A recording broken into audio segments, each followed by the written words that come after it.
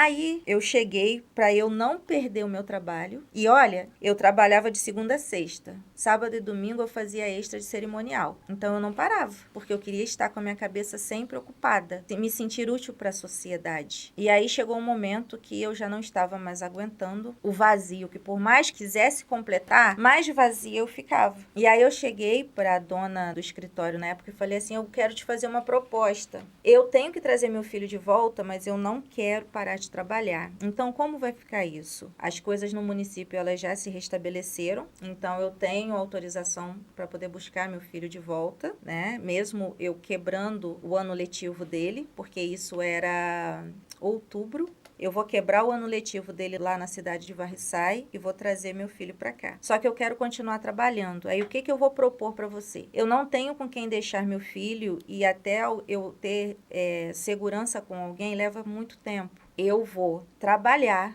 eu vou vir para o trabalho assim que o meu marido chegar do trabalho. Então, eu devo estar vindo aqui para o escritório umas 8 horas da noite e trabalho até eu aguentar. 10, 11, meia-noite, 1 hora, porque durante o dia eu fico com meu filho. Ela nem deixou eu terminar. Ela falou: toma a chave e você faz o que você quiser, porque eu confio em você. Então, tudo bem. Aí eu fui, busquei meu filho lá na minha mãe, voltei para Teresópolis e comecei a fazer isso. E aí não tinha final de semana, não tinha feriado, porque o que acontecia na cabeça da Ana Paula? Se a Ana Paula está recebendo um salário mínimo, ela tem que trabalhar no mínimo 8 horas. Então eu ficava final de semana, sábado, domingo, feriado e à noite trabalhando. E aí, um dia, era mais ou menos umas 9h30 da noite, eu já não estava mais aguentando. O meu psicológico, o meu emocional, o meu corpo estavam destruídos, totalmente destruídos. E aí eu fechei meus olhos e pedi a Deus: Senhor, eu preciso resolver essa situação. Eu não posso mais ficar do jeito que eu tô, porque eu sei que eu também não estou te agradando. Dessa forma como eu estou fazendo, não está sendo agradável para o meu filho, para o meu marido, para os meus pais, para os meus amigos, para mim e para o Senhor. O que eu tenho que fazer? Me ajuda. Aí eu fui no Facebook, abri o Facebook para dar uma distração para minha cabeça, porque eu estava vendo o Balancete. Aí eu fui pro Facebook e comecei a passar. Que ano que era isso? Eu acho que era 2017. Aí veio a tarjinha, né, de novos amigos que fica passando. Aí eu vi Casa Vida. Eu gostei tanto desse nome, ele me chamou tanta atenção que eu cliquei nele. E aí ali tava falando a respeito de terapia, de cuidado com o ser humano. Tinham fotos e essa questão de você se conhecer. Aí eu olhei aquilo, meus olhos já começaram... Tenho certeza que se eu estivesse me olhando no espelho, a minha feição estava diferente. E aí eu vi um número de telefone. Eu nem cogitei. Era já umas 9h40 da noite. Eu peguei e eu liguei para aquele número. Eu falei assim: o não eu já tenho, porque eu sou muito dessas. Eu não tenho medo, apesar de não me conhecer direito naquela época, eu nunca tive medo de nada. Eu sempre tive cuidado, mas medo de não realizar eu nunca tive. E eu liguei.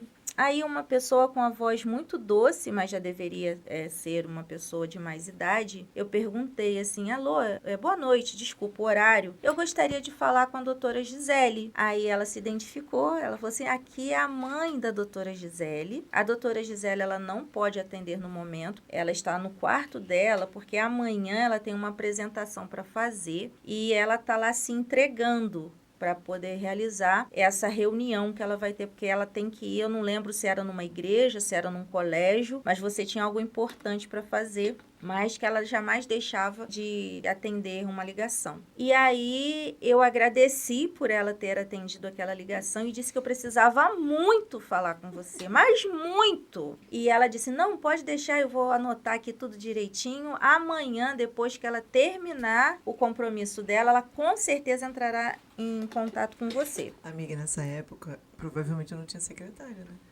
Não tinha. Não tinha porque depois você me explicou. Tem 10 anos atrás. Quase 10, né? Tem 7 anos. Para 8 já. Acho que é 8.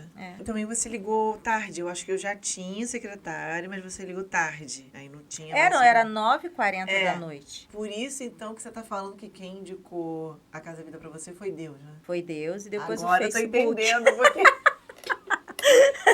Foi Deus, eu entendi. Como É. é que Deus fez isso? Agora entendi. Que você fez uma oração. Sim. E aí apareceu no Facebook. Apareceu Apareceu a você Casa e me Vida. interessou o nome Casa Vida.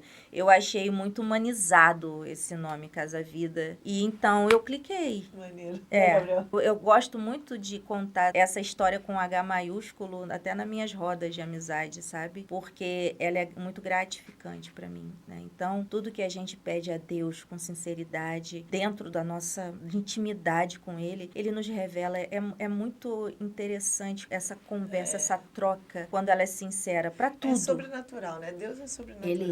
Ele é. E aí, no dia seguinte, você realmente me ligou. Era quase 1h da tarde. Você se apresentou. E aí, eu comecei a falar e você é muito assim, ó. Não, peraí, para. E aí, eu estava igual uma metralhadora, né? Tá, querendo falar tudo naquele momento. Pra não perder nada. Tava querendo fazer a consulta ali no telefone, né? Exatamente. Aí você, não, peraí, para. Vamos fazer o seguinte, eu preciso te ver no meu consultório. Seu consultório era ali naquela rua sem saída, naquele prédio... Ah, era no prédio. Era, esqueci o nome do prédio, Era no agora um prédio comercial perto da rodoviária. Era, no Mendonça Clark. Isso, Mendonça Clark, seu consultório era ali. E aí você pediu então que eu fosse pra gente poder ter o primeiro contato. E lá, então, eu fui, né? Eu falei, não, eu tenho que ir. Eu dei todo o jeito possível para poder ir. E nós começamos a conversar, não foi sobre o Ricardo. Você falou que naquele momento não era sobre o Ricardo. Era sobre mim, sobre a Ana Paula. E aí começou o meu despertar com relação à minha pessoa. Eu suspiro assim, porque quando a gente suspira, a gente eleva nosso nível de ar para poder fazer com que todo o corpo receba o oxigênio e você seja sincero no que você esteja falando. Então, é assim. Então, talvez você tenha lembrado também como que foi, né? Foi muito bom, muito bom. A gente se encontrou várias vezes. Foi mesmo. E aqui, inclusive, nessa sala. Nessa sala, quando essa sala ainda era o consultório. Porque aí você saiu do Mendonça Clark e você começou toda uma vida de Casa Vida. Tem Casa Vida em Agriões, tem Casa Vida lá em Taumaturgo e vai ter Casa Vida espalhada por onde tiver necessidade da sua filosofia, da sua técnica, das pessoas das quais você acredita e coloca no seu meio para fazer fluir tudo isso, né, que acontece com a gente. E assim foi o meu te conhecer. Um momento de dor extrema, vazio extremo, que eu recorri a Deus de todo o meu coração e você, num passe de mágica, apareceu. Você tinha pensamentos não muito saudáveis, lembra? Não, nenhum. Era um pensamento de desistência. Sim, todo. Era pensamento, quando eu te conheci no momento de dor, era pensamento de desistência, pensamento de fragilidade, pensamento egoísta, pensamento tóxico, negativo. Eu estou me curando da negatividade, mas eu era uma pessoa extremamente negativa. Eu era uma pessoa que não aceitava o erro dos outros. Eu era uma pessoa que julgava e condenava ao mesmo tempo, mas muitas das vezes sem perceber, porque quando a gente começou o processo de terapia, você identificou que eu estava tão sobrecarregada, as minhas dores físicas, elas eram exatamente dores emocionais. E que eu achava que eu era Cristo, que eu tinha que resolver o problema do mundo. Eu lembro quando você falou assim, olha, você acredita muito em Cristo, mas você não é Cristo. E você não tem que salvar o mundo. O mundo é trabalho dele. O seu é resolver os seus conflitos. Sua vida. A sua vida. E quando eu ouvi aquilo, eu senti assim, nossa, ela está sendo tão egoísta porque eu tenho que ajudar o próximo. Mas como você ajuda o próximo se você não se ajuda? Tem uma frase que eu gosto de falar, é assim, com Jesus, o teu fardo é leve. Teu pronome pessoal. Se você tiver com o seu e com os outros, nem Jesus, nem com Jesus fica leve. Eu quero deixar claro que a mediação físico-emocional, ela começou com o nome bioalinhamento, porque eu era formada nisso, que é uma técnica muito legal dos gêmeos, mas eu nunca conseguia fazer só a técnica. Eu reunia as outras coisas. Eu pegava as técnicas da respiração consciente. Eu sou formada em neuropsicologia, inteligência socioemocional, né, pós-graduação. Então eu fazia uma grande mistura. E se a pessoa me apresentasse que acreditava em Deus, eu tocava também em Deus, mas não é uma sessão religiosa, não é uma sessão espiritual, não tem nada a ver com isso. É apenas um espelhamento. Eu me coloco como espelho da pessoa que está na minha frente. Eu quero deixar isso claro porque enquanto ela está falando, é sobre ela, é sobre a vida dela, é sobre o que apareceu lá na hora. É gostoso ouvi-la.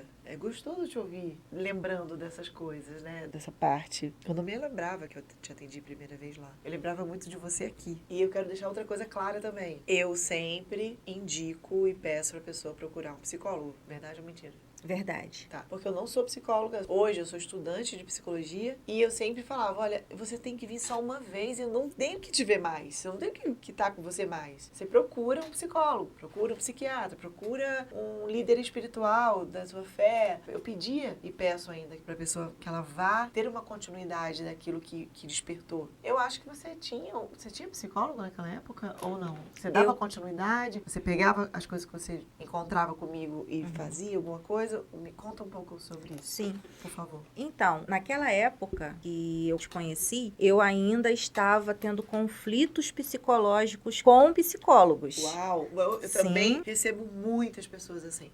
Mas não porque eles eram incapazes ou porque eles não tinham conhecimento. Eu que não tinha abertura para aceitar que eu precisava de ajuda. Por um preconceito, talvez? Por preconceito, por achar que só as minhas orações tinham que resolver, sabe? Que Deus tinha que fazer um milagre. E aí, não é assim que funciona. Nem sempre o milagre, ele manda do céu. Ele já faz com que um profissional seja um milagre na sua vida, capacitando-o. E qual é a melhor forma de você assinar isso? É quando ele estuda, ele se forma, ele vai para o mercado, começa os atendimentos e ajuda você a esclarecer essas questões da sua vida. Então, isso já é um milagre. E eu pude entender isso só depois que nós começamos a ter as nossas conversas.